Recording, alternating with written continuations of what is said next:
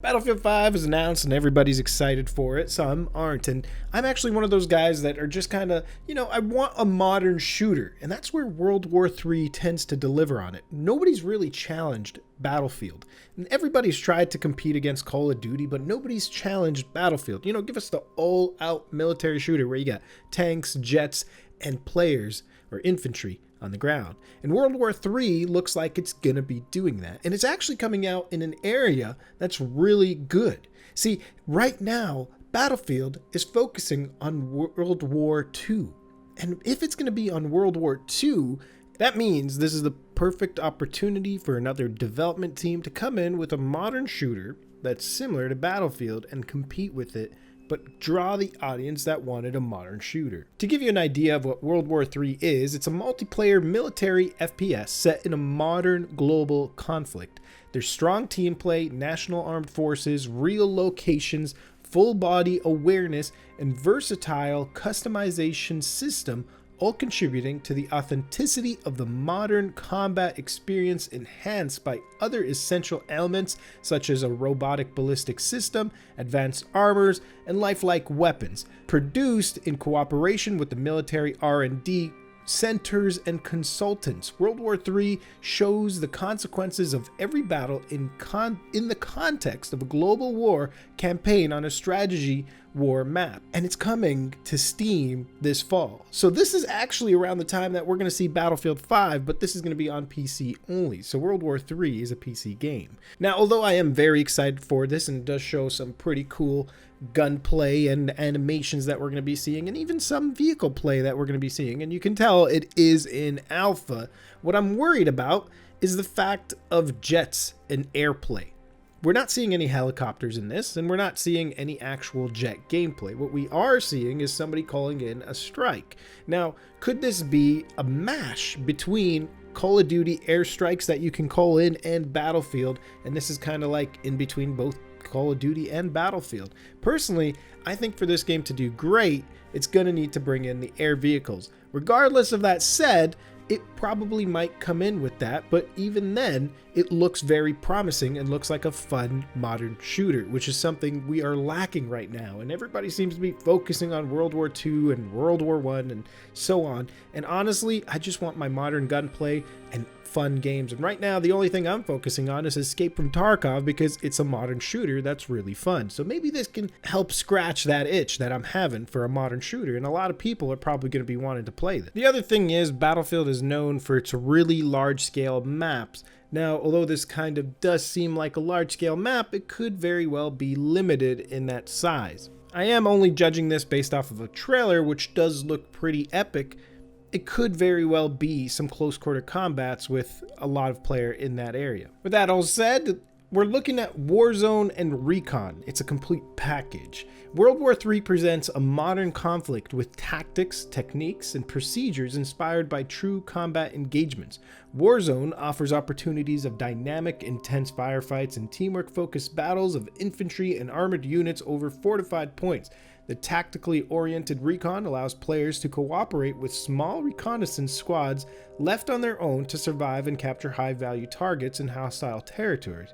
Together, these modes create a coherent gameplay experience aimed at presenting the actual feel of modern warfare. They also seem to be focusing on armor in this trailer if you guys really pay close attention, and the reason is it's got true combat experience. It's the most authentic bullet versus armor system in FPS genre to date, achieved through years of research and development with military professionals, ballistics, a weight system, full body awareness, vehicle physics, and an extensive customization system all affect the gameplay in a meaningful way. This part actually excites me a bit because I play a lot of Escape from Tarkov, and there's a lot of things they've done right in there which has to do with armor, and it does feel proper in that game. They are still constantly tweaking it, but the point I'm trying to make here is armor is something that's overlooked in a lot of games. People just say, oh yeah, whatever, just shoot the target and they'll go down.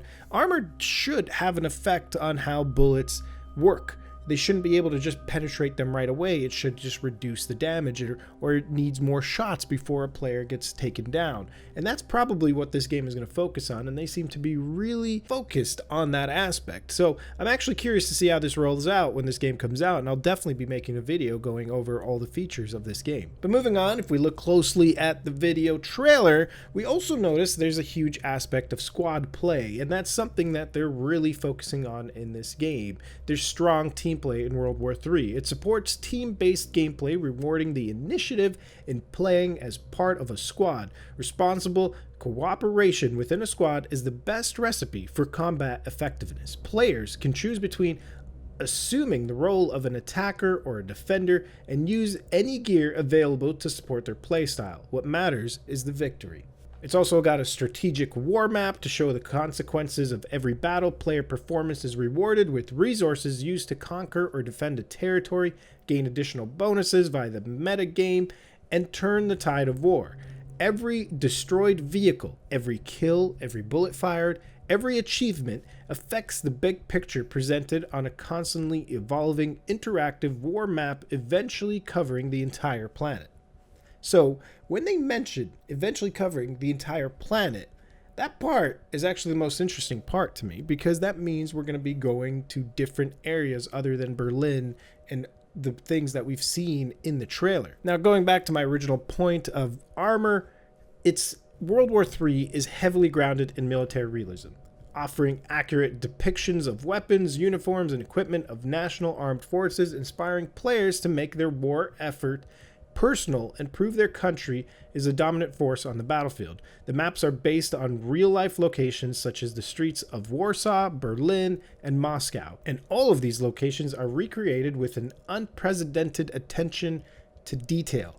But not only that, they also mention that they plan on bringing in more locations. So I'm actually excited to see this and these details that they speak of. But not only that, you're able to customize and personalize every part of your equipment, choosing from hundreds of combinations of unique weapon parts, attachments, skins, camos, and paints. The same applies to vehicles and tactical gear and uniforms. If it's possible in real life, it's possible in World War III. Now, this is an aspect which kind of worries me, and some people might say, well, no, why? Customization is great.